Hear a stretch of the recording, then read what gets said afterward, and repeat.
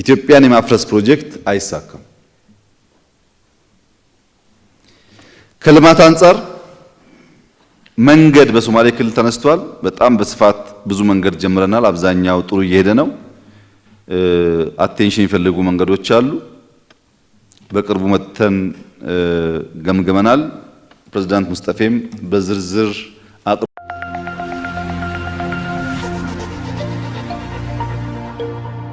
ልብ የሚያስደስት ዜና ሱቆትን በመሃል መርካቶ መኖሪያውን ደግሞ መሃል ፒያሳ ልናደርግልዎት ዝግጅት ላይ ነን። ነፋሻማ በሆነው አራዳ ፓርክ ፊት ለፊት ከ771 ሺህ ብር ጀምሮ ከባለ 1 እስከ ባለ 3 መኝታ ቀድመው ለመጡ ደንበኞቻችን እስከ 30 በመቶ በሚደርስ ልዩ ቅናሽ ለሽያጭ አቅርበናል። ከ3.6 እስከ 9.9 ሚሊዮን ብር ድረስ እጅግ ዘመናዊ አፓርትመንቶችን ከተለያዩ ፋሲሊቲዎች ጋር ለሽያጭ አቅርበናል። የባንክ አማራጭ ለምትፈልጉ ደንበኞቻችንም ተዘጋጅተን እየጠበቅን ነው። እንዲሁም የንግድ ሱቅ ፈላጊዎች በመሃል መርካቶ ተክለ ሃይማኖት እያስገነባ ነው በሚገኘው የገበያ ማዕከል ሱቅ ከነገበያው ለሽያጭ አቅርበናል። ለበለጠ መረጃ 0945 24 14 17 ይደውሉ። ልናገር የሚፈልገው ከሰሜን የተጀመረው ጦርነት በአካባቢው የነበረው ህዝብ በመቶዎቹ የሚቆጠር ኪሎ ሜትር ያህል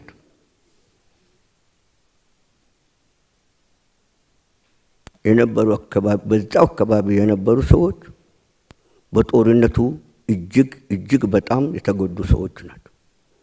እነኚህ ሰዎች ቢያንስ በመቶ ኪሎ ሜትር ደረጃ የነበራቸው ንብረት ወድመዋል። ከብት ተዘርፈዋል። ትምህርት ቤቶች ተቃጥለዋል። ልማት የሚባል ነገር ጠፍቷል። ጨርቁን ይዞ ነው የወጡት። ያ ህዝብ እስካሁን ድረስ ክልሉ በአቅሙ ሊሆን ይችላል የሚችለውን ነገር እያደረገ ነው። ቢሆንም ይሄ ህዝብ አልተመለሰም። ስለዚህ እነኚህ ሰዎቹ በእውነት ወደ ነበሩበት ቦታ ለመመለስ የሚያስፈልጉ ሁኔታዎች ተጀምሮ ሊሆን ይችላል፣ ግን በቂ ያልሆኑ ነገሮች ናቸው። ችግሩ የበዛበት አካባቢ ስለሆነ አንዱ ይሄንን ችግር ለመጠቆም ነው። ሁለተኛ በልማት ደረጃ አንድ ነገር ለመናገር እፈልጋለሁ። አዋሽና አዋሽ ዳርቻ በዚህ በግራቪቲ የምንጠቀምባቸው ቦታዎች የማሻሻል ሁኔታ በደንብ ተጀምሮ ነበር። በደንብ ግን አብዛኛው ስለጠፋ ታች በተለይ ዞን 3 እና ታች ያሉ 3 ወረዳዎች ዱብቴ፣ አይሰዒትና አፋምቦ በዚህ አካባቢ አዋሹ ግራና ቀኝ የነበሩ አካባቢዎች ከታረሰው ያልታረሰው እንደሚበዛ በምን ምክንያት ነው? በውሃ ምክንያት ነው። አንደኛ አቅጣጫ ከለወጠ ወደዛ አቅጣጫ ለመመለስ የህዝቡ ኃይል የሚችለው ነገር አይደለም። ሁለተኛ አቅጣጫው እንዳይሆን ደግሞ በትክክል በዘመናዊ መንገድ የተሰሩ ሁኔታዎቹ አብዛኛው እታች ድረስ አልደረሰም። በዚሁ ምክንያት አዋሽ ለአፈር ህይወት ነው ቢል እውነቴ ነው። እውነትም ትክክል ነው ደግሞ በትክክል ምክንያቱም በአካባቢው ሰማዩን ብቻ ሳይሆን የሚያዩት በምድሩ የሚመጣው ውሃ ከ18 በላይ ወንዞቹ አዋሽ ይገባሉ እና በዚሁ አካባቢ ላይ ትኩረት ይጠይቃል። ሶስተኛው በአሁኑ ጊዜ የድርቅ ሁኔታ በጣም ስጋት ውስጥ ነው ያስገባን እና አካባቢው ትኩረት የሚጠይቅ ነው ቀደም ብሎ። ሌላው አቋም ማድረግ ለመሄድ የሚፈልገው አንድ ነጥብ አለ። ምንድን ነው ነጥብ? በዚህ በአካባቢው የኢትዮጵያ ሕዝብ መንግስትና የመንግስት መዋቅር ያልነበረበት ዘመን፣ ህግና የህግ መዋቅር ባልነበረበት ዘመን አብረው የኖረ ሕዝብ ነው። ይህ ሕዝብ ዛሬ ግን ይገዳደላል። በምን ምክንያት ነው? አንዱና ዋናው ምክንያት የህዝብ ችግር ሳይሆን ችግሩ የፖለቲካ ቁማር ለመጫወት የሚፈልጉ ሰዎች ጉዳይ እነሱ ናቸው። ይህንን ህዝብ እንጂ ይሄ ህዝብ አብረው የኖረ ህዝብ ነው። አብረው አሁንም ለመኖር የነበረው ባህሪ እስካሁን ድረስ አለ። በዚህ 3 ዓመት እንግዲህ ይህንን የነበረው የጦርነት እና ችግር በውስጥም በውጭም የነበረው ተዓቦቹን ስናይ እንደዙ ያለ ግዙፍ እና ብዙ ወጪ ብዙ እስከ ግድቡ ድረስ ያለውን ሁኔታዎቹን ስናመዛዝን በጣም ክቡር ጠቅላይ ሚኒስትራችን በጣም ማመስገን እወዳለሁ። ከዛ ቀጥዬ ወደ አፋር ሲመለስ በሰሜኑ ሀገሪቷ አፋር ህዝብ ላይ ከባድ የሆነ ጉዳት ደርሰዋል። ቁሳዊና ሰብአዊ ጉዳት ደርሰዋል። ለምሳሌ በትምህርትም፣ በጤናም፣ በውሃ፣ በሌሎች መሰረተ ልማት እንዳልነበረ ሆነዋል። በመልሶ መቋቋም ስራዎች የጠፋውና የወደመው መሰረተ ልማት ሀገሪቷ ኢኮኖሚ በሚፈቅደው መልክ እንዲጠገንልን እንጠይቃለን። ሁለተኛ ደረጃ አፋር ክልል ከጅቡቲ ወደብ ቅርብ ርቀት ላይ የሚገኝ በመሆኑ ከዚህ በፊት ተጀምሮ የተቋረጠው ፍራንኮ ቫሉታ የጠረፍ ንግድ አገልግሎት ብናገኝ አሁን ያለው የሚታየው ኑሮ ውድነት ይቀንሳል ብለን ስለምንገምትና ስለምናምንበት ይህንን ቢፈቀድልን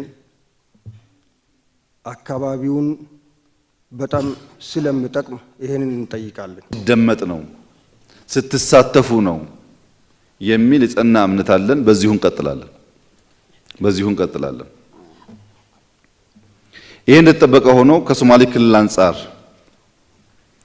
ከተነሱ ዋና ዋና ጥያቄዎች አንደኛው ድሮ እኛ እንዳንገነጠል ትሰጉ ነበር፣ አሁን እኛ እየሰጋን ነው፣ ሀገራችን እንዳትበትኗት፣ እንዳታፈርሱ፣ የኢትዮጵያን አንድነት መጠበቅ እንዳይሳናችሁ የሚል ኮንሰርን ተነስቷል። በጣም ጥሩ አባባል ነው። ነገር ግን ኢትዮጵያ አትፈርስም። ኢትዮጵያ እንድትፈርስ የሚፈልጉ በጣም ብዙ ኃይሎች አሉ። ኢትዮጵያ እንድትባላ የሚፈልጉ ኃይሎች አሉ። የተወሰነ ተሳክቶላቸዋል። ማፍረስ ግን አይችሉም። ቢችሉማ አምናም አቻምናም የዛሬ 10ም 20 ዓመት ያፈርሷት ነበር። አይችሉም። ለምንድነው ኢትዮጵያ ላይ ጠላቶቻችን የሚረባረቡት ያላችሁ እንደሆነ ተስፋ ስላላት። የሞተ ውሻ የሚደበድብ ሰው የለም። ዱላ ይዞ የሚሄድ ሰው የሞተ ውሻ ካየ አይደበድብም። ሞቷላ ጥሎ ነው የሚያልፈው። የሚጮህ ውሻ፣ ህይወት ያለው ውሻ፣ ምናልባት ሊናከስ ይችላል የሚባል ውሻ ካለ ግን ሰው ዱላ ያሳርፍበታል። በእኛ ላይ ዱላ እያረፈ ያለው ሩህ አላቸው፣ ተስፋ አላቸው። ድንገት ሊናከሱ ይችላሉ። አሁን ቶሎ ካልቀጨናቸው ከሚል እሳቤ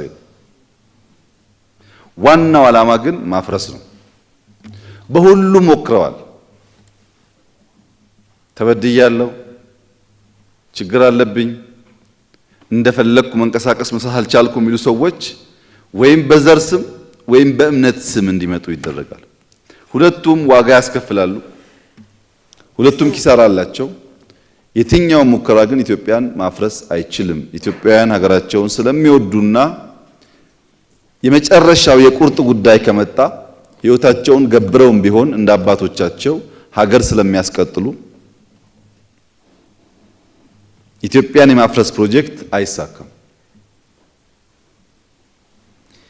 ከልማት አንጻር መንገድ በሶማሌ ክልል ተነስቷል። በጣም በስፋት ብዙ መንገድ ጀምረናል። አብዛኛው ጥሩ እየሄደ ነው። አቴንሽን የሚፈልጉ መንገዶች አሉ። በቅርቡ መተን ገምገመናል። ፕሬዝዳንት ሙስጠፌም በዝርዝር አቅርቧቸዋል። አስፈላጊውን ትኩረት ሰጥተን የኢትዮጵያ አቅም በፈቀደ መጠን ደረጃ በደረጃ የጀመርናቸውን ስራዎች እየጨረስን የህዝቦቻችን ጥያቄ እንመልሳለን። አንድ መስተካከል ያለበት ነገር ስብሰባ እዚህ ስንመጣ መንገድ ይዘን እንመለሳለን፣ ኤርፖርት ይዘን እንመለሳለን፣ ውሃ ይዘን እንመለሳለን ብላችሁ ካሰባችሁ ስህተት ነው። ይሄ ውይይት ነው። ሐሳቦቹ ይያዙና ገንዘብ ሚኒስትሩም እዚህ ስላሉ የኢትዮጵያ አቅም በፈቀደ መጠን እቅድ ውስጥ ገብቶ በጀት ውስጥ ገብቶ ነው የሚሰራው እንጂ ሰው ሲጠይቅ እየታፈሰ የሚሰጥ ነገር የለም። እንደዛ አይነት አቅም ኢትዮጵያ የላትም። አሁን እዚህ የተነሳውን ጥያቄ ብቻ ለመመለስ የሐረር ውሃ ለመመለስ፣ የጋምቤላ ውሃ ለመመለስ፣ የሐረር ኤርፖርት ለመመለስ ቢሊየንስ ያስፈልጋል። ይሄን ዝም ብሎ ስብሰባ ላይ መወሰን የሚችል መሪ ኢትዮጵያ እስካሁን አልፈጠረችም። ቃል የሚገባ ሊፈጠር ይችላል። የገባውን የሚሰራ ግን ሊፈጠር አይችልም። ምክንያቱም ውስን ሀብት ነው ያለው። ያን ውስን ሀብት በእቅድ በፕራዮሪቲ ደረጃ እያወጡ በቅደም ተከተል ካልፈጸሙት በስተቀረ የሚነሳን ነገር ሁሉ ምላሽ አስቸጋሪ ነው። ቢያንስ እኔ እንደዛ አላደርግም። የማልሰራውን ነገር ቃል አልገባላችሁም። ጥያቄያችሁን ሰምቻለሁ፣ እንማከርበታለን። ደረጃ በደረጃ አቅም በፈቀደ መጠን እንመልሳለን። ለምሳሌ ሶማሌ ግብርና 10 ሚሊዮን ሄክታር ሊታረስ የሚችል መሬት ሶማሌ ያለው 10 ሚሊዮን ሄክታር ማለት ኢትዮጵያ ዛሬ የምታመርተው እንደ ሀገር 23 ሚሊዮን ነው። ግማሽ የሚጠጋው አቅም ሶማሌ ክልል አለ። ያ መሬት ነው፣ ፖቴንሻል ነው፣ ውሃ ይፈልጋል። ሶማሌ ክልል 4 በጣም ትላልቅ ወንዞች አሉ። ያን ፖቴንሻል ነው። ያን ገድቦ ካናል ሰርቶ ትራክተር ሰርቶ 10 ሚሊዮን ማልማት ግን በትውልድ ቅብብሎች የሚፈጸም ጉዳይ ነው እንጂ ስላለ ቦታው ስላለ ዛሬ የሚለማ ጉዳይ አይደለም። ቦታው እንዳለ ማወቃችን ትልቅ ነገር ነው። ቦታው እንዳለ አውቀን መጀመራችን ትልቅ ነገር ነው። አሟልተን መጠቀም ግን ጊዜ ይወስዳል። ከተማ በሚመለከት እውነት ለመናገር ጅጅጋ ባለፉት 5 ዓመታት ያመጣው እድገትና ለውጥ አዲስ አበባ ካየነው እድገትና ለውጥ የሚለይ አይደለም። ጅጅጋ ያለው አንድ ጥሩ ነገር ምንድነው? ግለሰቦችን ቤት ሲሰሩ ንጹህ ቤት ይሰራሉ። ጅጅጋ ምንድነው ችግር ያለው? ምርጥ ቪላ የሰራ ሰው ሂዱና ስትመለሱ ምርጥ ቆንጆ ሰርቶ 2 ዛፍ አይተክልም። ግድግዳ ብቻ አጥር ምን ያደርጋል? ያ ሁሉ ቆንጆ ቤት ረጃጅም አጥር ብቻ ከሆነ ዋጋ የለውም። ረጃጅም ዛፍ ነው የሚያስፈልገው። አካባቢው ዛፍ ይተከልበት ሊያምር ይችላል። ለምሳሌ ወደ ፕሬዝዳንት ቢሮ አካባቢ ያለው ግሪን የሆነው አካባቢ ዘሆል ጅጅጋ እንደዛ ቢሆን ቆንጆ ነው፣ ደግሞ ይቻላል። ሙከራዎቹ ግን በጣም ተስፋ ሰጪ ናቸው። ጅጅጋ እያደገ ያለበት መንገድ ተስፋ ሰጪ ነው። ወደፊትም እንደሚቀጥል ተስፋ አለኝ። ይሄ በአንድ ቀን የሚሳካ አይደለም። ጅጅጋ ከተማ ውስጥ ብቻ ካልተሳሳትኩ በስተቀር ከ40 ኪሎ ሜትር ያላነሰ መንገድ ተሰርቷል ከተማ ውስጥ ብቻ። 40 ግን አይበቃም፣ 100 ያስፈልጋል፣ 200 ያስፈልጋል። 40ውን አድንቀን ተቀብለን 50፣ 60፣ 70፣ 100 ደግሞ እንዲሆን እንሰራለን። የወሰድነውን ደብቀን ሌላ ከሆነ ግን የምንጠይቀው ያው ከዚህ ኪስ ወስዶ እዚህ መደበቅ ስለሆነ የእናንተ ሀብት ስለሆነ ምንም እንደዚህ አይነት ጨዋታ አያስፈልገው። ጅማሮች አሉ፣ ብዙ ልንሰራ እንደሚያስፈልግ እኛም እናምናለን። ወሰን በሚመለከት ከአፋር አልፎ አልፎ ከኦሮሚያ ችግሮች አሉ የተባለው ያው እዚህ ውስጥ ኡጋዞች አላችሁ። በአፋርና በሶማሊያ ያሉ ዑለማዎች፣ ሼኮች እናንተ በእድሜያችሁ ብዙ የምታውቁ ወንድማማች መሆኑ የምታውቁ አፋርና ሶማሌ መሬት ችግር እንደሌለው የምታውቁ በምታምኑት እምነት በየቀኑ በምታረጉት ዱዓ አልሙስሊም አኹል ሙስሊም እያላችሁ ሶማሌ አፋር ከገደለ ምን ዋጋ አለው? እስላም አይደላችሁ ማለት እኮ ነው። ስለዚህ ኡጋዞች ተቀምጣችሁ ምንድነው እየሆነ ያለው? ሶማሌ የመሬት ችግር የለውም፣ አፋር የመሬት ችግር የለውም። አፋር እንዳለ ተነቅሎ ሶማሌ ክልል ቢሄድ ሶማሌ ይበቀዋል። ሶማሌ እንዳለ ተነቅሎ አፋር ክልል ቢሄድ ይበቀዋል። በጣም ሰፋፊ ቦታ ነው ያለው። ለምንድን ነው ለመሬት ብለን ሰው ምን ገለው የሚለውን ተወያይታችሁ ሙስጠፌና አወልን መክራችሁ እንዲተጋገዙ አድርጋችሁ መፍታት አለባችሁ። ይሄን ለመፍታት ስትሄዱ የሚያስፈልግ ድጋፍ ካለ የፌዴራል መንግስት ሁሌም ከጎናችሁ ነው።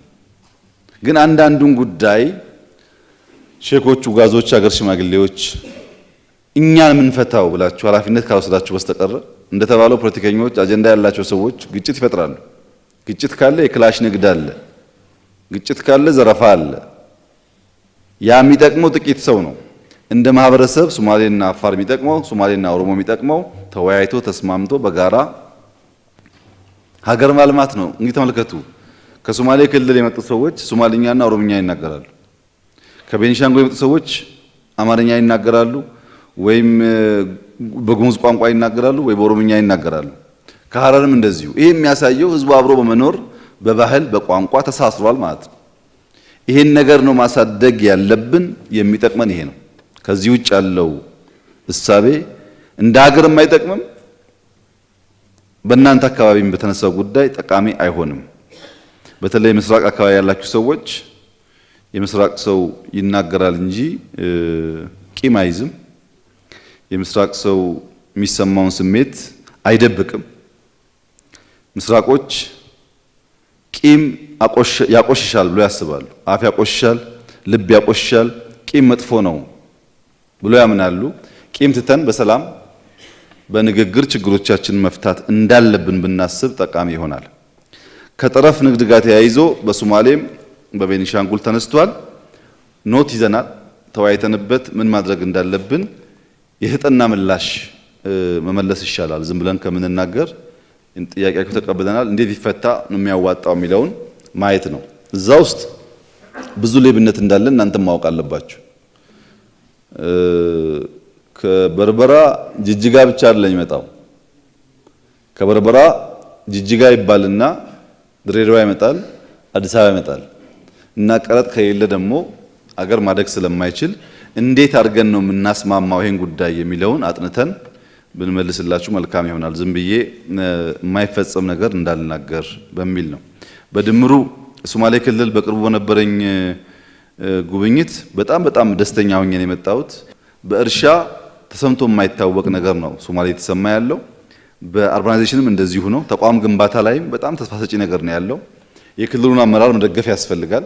የሶማሌ ክልል ህዝብ አንድ ሆኖ መንግስቱን ማጠናከር አለበት። ያ ሲሆን ጥቅሙ ይበልጥ እየጎላ እየሰፋ ይሄዳል የሚል እምነት አለኝ። አፋር በሚመለከት ብዙ ጉዳዮች ተነስተዋል። በተለይ ግድብ ከአዋሽ ውሃ ጋር ተያይዞ 6 ሰዓት ተነስተን ሌሊት ጨለማ ላይ ብናፈጥ፣ ጨለማ ላይ ብንጮህ፣ ጨለማ ላይ ብንቆጣ 12 ሰዓት እስከሚሆን ድረስ አይነጋም። ጨለማን የሚያነጋ ወቅት ነው፣ ጊዜ ነው እንጂ ማፍጠት አይደለም፣ ቁጣ አይደለም፣ ጩኸት አይደለም። ሁሉ ነገር ጊዜ አለው። ሁሉ ወቅት አለው። ወቅት መጠበቅ ያስፈልጋል፣ ጊዜ መጠበቅ ያስፈልጋል። የሚቸግርን ነገር የከፋን ነገር ብቻ በማየት ልማት አናመጣም። ችግር አለ፣ ሊሰራ ይገባል። ግን ችግር ብቻ በማየት መፍትሄ አናመጣም። በአፋር ክልል ዛሬ የተጀመሩና እየተጀመሩ ያሉ ቢያንስ ከ10 ቢሊዮን ብር በላይ የግድብ ፕሮጀክቶች አሉ። 1 ከሰም፣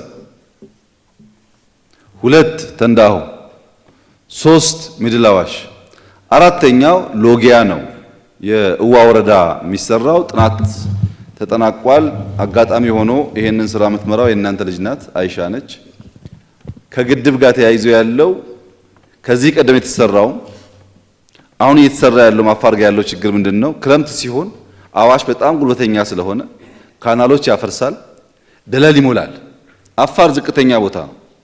አዋሽ የሚነሳው ከዚህ ነው፣ ከመሃል ከከፍተኛ ቦታ ደለል እየያዘ ሄዶ በደለል የተሞላ ግድብ ካናል ስለሚያፈርስ አንዳንዴም ከዛ አልፎ የሰው መንደር ስለሚጎዳ ለረጅም ጊዜ ስንቸገር ነበር። አምናና ዘንድሮ ሰፋፊ ስራ እየሰራን ቆይተናል። በጣም ተስፋ ሰጪ ጅምሮች ነው አፋር ክልል ያሉት። ከግድብ አንጻር አፋር ላይ የተመረተ ያለ ቲማቲም፣ የተመረተ ያለ ሽንኩርት፣ አፋር ይሄንን አልহামዱሊላህ ካላለ ማን ነው የሚለው? የት ነበር ትናንትና? ትናንትና አፋር ውስጥ እንደዚህ አይነት ነገር ነበር እንዴ? ስንዴው ተውት፣ ጤፍስ፣ ፍሩትስ በቂ ነው ወይ? አይደለም። እኛ የምንፈልገው አፋር ኢትዮጵያን መግቦ መሸጥ ሲጀምር ነው። ለዛ ደግሞ በቂ አቅም አለው። አጀማመራችሁ ግን በጣም ጥሩ ነው። የአፋር አጀማመር በጣም ጥሩ ነው። ይሄንን ማጠናከር አለብን በሚል ካላየን በስተቀር ጨለማውን ብቻ እያየን በማየታችን ብርታት ብርሃን ብንጠብቅ አይመጣም። ወቅት አለው። የሆነ ያለውን ነገር ተገንዝበን የጎደለውን ደግሞ በሚያይ መንገድ መሄድ ያስፈልጋል። ኢንዱስትሪያል ፓርክ በቅርብ ነው ሰመራ የገነባ ነው። የመንግስት ብቻ ሳይሆን የግል ኢንዱስትሪ ፓርክም በጣም ተስፋ ሰጪ በሆነ መንገድ እንቅስቃሴዎች አሉ። ከዚያ በላይ እንዲፋጠን በደንብ እንሰራለን። አፋር በእርግጠኝነት ኢትዮጵያ ውስጥ ከሚለወጡ ራሳቸውን ከሚመግቡ ጠግበው ከሚያግዙ ክልሎች አንዱ ይሆናል። ጥያቄ የለውም ይሄ። ምክንያቱም ብዙ ሀብት አለው። ራሱን አብልቶ ሌሎች ወገኖቹን ከሀገር ውጭም በምስራቅ አፍሪካ ማገዝ ወደሚችልበት ደረጃ ይሸጋገራል። ዛሬ አይሆንም። እኛ ዛሬ መሰረት እንጥላለን፣ ልጆቻችን ደግሞ ወደዛ ያድጋሉ። በዛ ሐሳቤ ካልታየ በስተቀረ የሚጋነኑ ነገሮች የያዝነውን ነገር እንዳያጠፉብን ጥንቃቄ ያስፈልጋል። ሁሉ ነገር በሚዛን፣ ሁሉ ነገር በልክ ነው መሆን ያለበት። ለምሳሌ የተፈናቀሉ ሰዎች የሰሜን ጦርነት ሲጀመር ለዛ አጎራባች የሆኑ ዞኖች መፈናቀል አጋጥሟል። አፋር ክልል ትክክል ነው። መፈናቀል ነበር። የሞቱ ሰዎች አሉ። የጠፋ ሀብት አለ። አፋር ተጎጂ ነበር በሂደቱ። ከነዛ ከተፈናቀሉ ሰዎች ግን ካላጋነንኩ 95% በላይ ተመልሷል። አሁን መነጋገር ያለብን ቢመለስም ማገዝ ያስፈልጋል፣ መቋቋም አለበት። ተመልሶ እንዳይፈናቀል ድጋፍ ያስፈልገዋል። ትክክል ነው። ልክ ሌላ ቦታ ፌስቡክ የምንሰማው አይነት ንግግር ግን ጥሩ አይደለም። ይሄ ፋክት ነው። ከአፋር የመጣችሁ ሰዎች ታውቁታላችሁ ብዬ ነው ጉዳዩ። ድጋፍ ያስፈልጋል። ድርቅ በሚመለከትም አምና ክረምት ላይ በቂ ዝናብ ያልዘነበባቸው አካባቢዎች አሉ። እንደሚባለው በድርቅ ምክንያት ሰው የሚሞትበት ሁኔታ ኢትዮጵያ ውስጥ አሁን ብዙ የለም። ድርቅ ግን ችግር አለ በየቦታው። አምና ቦረና ነበረ፣ ሶማሌ ክልል ነበረ፣ ዘንድሮ አፋር፣ ትግራይ አካባቢ እንዲህ እያለ ይቀጥላል። ግን አጠቃላይ ኢትዮጵያ ያላት አቅም የሚቀር ነገር ይቀራል እንጂ ለሰው ስንዴ አቅርበን በቆሎ አቅርበን እንዳይሞት ማድረግ እንችላለን። አቅሙ ስላለን ችግሩ እየታየ የሚፈታ ይሆናል። በከፍተኛ ደረጃ ሰክተን የምንጨነቅበት አይደለም። ፋክቱን ብቻ ማወቅ ማጥናት፣ የሚያስፈልገውን ድጋፍ ማድረግ። በድጋፍ መኖር ግን አይቻልም። ሁልጊዜ ኢትዮጵያ እየለመነች፣ አፋር እየለመነ፣ ኦሮሚያ እየለመነ ነፃ ሀገር መሆን አይቻልም። አጋር አይደላችሁም ባለቤት ናችሁ ማለት ለማኝ አይደላችሁም ሰርታችሁ ታመርታላችሁ ማለት ነው፣ አቅሙ ስላለ እንጂ በልመና ላይ ቤዝ ያደረገ እንቅስቃሴ ከሆነ እንጎዳለን። ዓለም ይፈልገው እናመርታለን ስንል አይደለም፣ እርቦናል ስንል ነው። ጠብ እያደረገ ሊገዛን ስለሚፈልግ እኛ ደግሞ አልነቃንም። አምርተን መብላት ሲገባን ለምነን ባሪያ መሆንን እንደ ጥሩ ነገር እናያለን። አፋሮች አንድ አባባል አላቸው። እንደ ፀሐይ ለማብራት እንደ ፀሐይ ማቃጠል አለብህ ይላሉ። ሙቀት ስላለ አፋር አካባቢ ብርሃንም ፈልገህ ሙቀት ጠልታ አይሆንም ማለት ነው። ብርሃን ከፈለክ ሙቀት አለ። ብርሃኑን ተጠቅመህ ከሙቀት ደግሞ የምትድንበት አሰራር አለው። አፋር ራሱ እንዴት ሙቀት እንደሚከላከል፣ መቼ እንደሚወጣ፣ መቼ እንደሚቀመጥ፣ በስንት ሰዓት እንደሚሰራ ያውቃል። ቢኮዝ ብርሃንና ሙቀት አብሮ ስለሚመጡ መስራት፣ ራስን መመገብ፣ ከልመና መውጣት ነፃ የለውም። እንደ ፀሐይ ካላቃጠለ ብርሃን የለም። ካልተደከመ ልማት የለም። ካልተደከመ ራስን በራስ መመገብ መቻል አይታሰብም። ድካሙን ባላንስ አድርጎ መሄድ ያስፈልጋል። የመጨረሻው ሕግ በሌለበት ስርዓት በሌለበት ጊዜ ሰዎች ኖረዋል ኢትዮጵያ ውስጥ ለተባለው እውነት ነው። ኖረዋል፣ ደግሞም አልኖሩም። ከኖሩ እኮ ፋውንዴሽን አለ ማለት ነው፣ መሰረት አለ ማለት። የት አለ ታዲያ? ለምን እኛ ስለ ራብ እናወራለን? ያኔ ፌስቡክ ስለሌለና ስለማይነገር ሁሉ ነገር ስሙዝ ነበር ማለት አይቻልም። ለምሳሌ የዛሬ 40 ዓመት 45 ዓመት አዲስ አበባ ውስጥ መንቀሳቀስ አይቻልም። ቀይ ሽብርና ነጭ ሽብር ስላለ አንድ ሰው ከወጣ መመለሱ እርግጠኛ አልነበረም። የዛሬ 45 ዓመት ግን ደግነቱ ፌስቡክ አልነበረም። ችግር አሁን የተፈጠረ ሳይሆን በውስጣችን የነበረ ባኮረፍን ቁጥር ዱላ፣ ባኮረፍን ቁጥር ከዘራ፣ ባኮረፍን ቁጥር ክላሽ ማንሳት ውስጣችን የነበረ በሽታ ነው። አዲስ አይደለም። ከየት ይመጣል አሁን? በሌላ መንገድ ሕግ በሌለበት ነበር እንደ ኢትዮጵያ የነበረችው። ከክብረ ነገሥት ጀምሮ እኮ ሕግ አለ። የአሁኑ መንግስት የአሁኑ ፖፑሌሽን የለም። ሰውየው ሙስሊም ከሆነ ሕግ አለው። ቢያንስ የሰው ሀቅ እንዳትነካ፣ የጎረቤት ሀቅ ጠብቅ፣ ካረድክ አንድ እግሩ ለጎረቤት ስጥ፣ አካፍል፣ ስትበላም በጋራ ብላ፣ ስትሰግድም ጀማዓ ስገድ። ለብቻ ጥሩ አይደለም። አረፋ ከሆነም አርደህ ለድሃ ሳታካፍል ይዘህ አትግባ። ሕግ ነው እኮ ይሄ፣ ሕግ ነው። እንደኛውን ሕገ መንግስት አንቀጽ 1 አንቀጽ 2 አልተባለም እንጂ ሕግ ነው። እና ሰው ያምናል፣ ያርዳል፣ ያካፍላል፣ ካለው ይሰጣል፣ በሽተኛ ይጠይቃል፣ ሲሞት ይቀብራል። ይሄ ሕግ ስለነበረ አብዛኛው ተስማምቶ በፍቅር ኖሯል። ችግር የለም ማለት ግን አይደለም። ችግር ነበረ። አሁን የሚሻለው ምንድነው ያላችሁ እንደሆነ ሙስሊሞች ሙስሊም ሁኑ። ሙስሊም ከሆናችሁ በቂ ነው።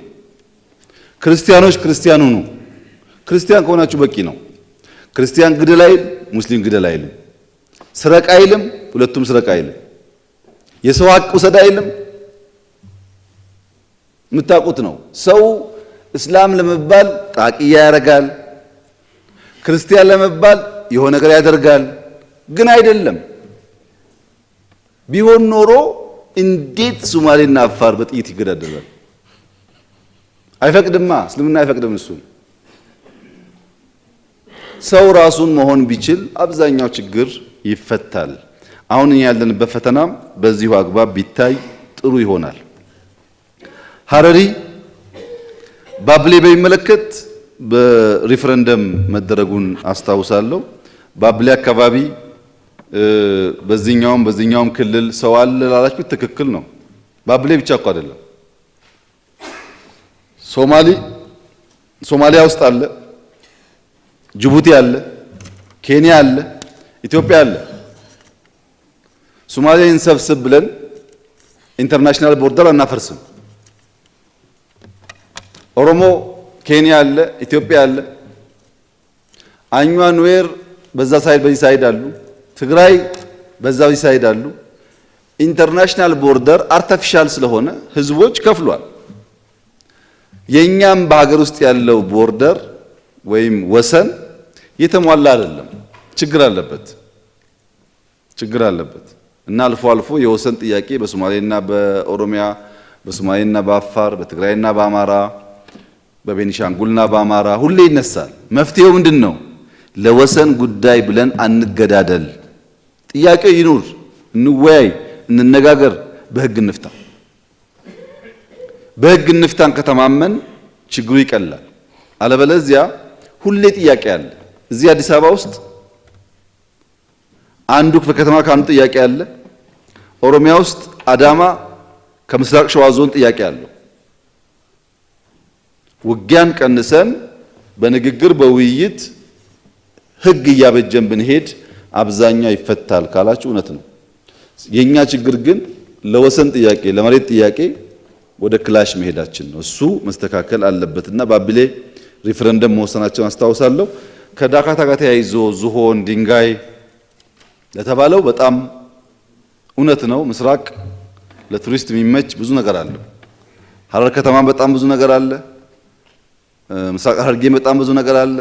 ሶማሊያም በጣም ብዙ ነገር አለ። ሶማሌ ክልል በቅርቡ ጅጅጋ አካባቢ በገበታ ለሀገር የጀመርነው ለትውልድ የጀመርነው ፕሮጀክት አለ። ያ ወደፊት እየሰፋ ሲሄድ ይሰፋል ብዬ አስባለሁ። ዝሆንም አለ፣ አንበሳም አለ፣ የሜዳ አህያም አለ፣ ካናሎችም አሉ።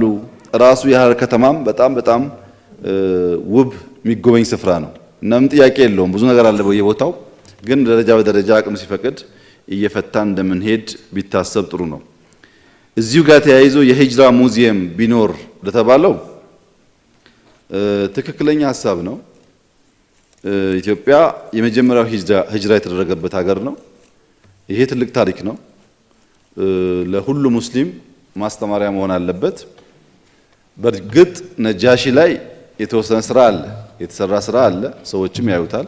ከዛ በላይ ግን አቅም በፈቀደ መጠን ወደፊት በየቦታው መኖር አለበት። ለምሳሌ በቁርአን ላይ ስንት አያ ውስጥ ነው ኢትዮጵያ የተባለው ሀበሽ የተባለው የሚለው ጉዳይ በናሽናል ሙዚየም ቢቀመጥ ሙስሊሙን ሀገርና ኢትዮጵያን ያቀራርባል።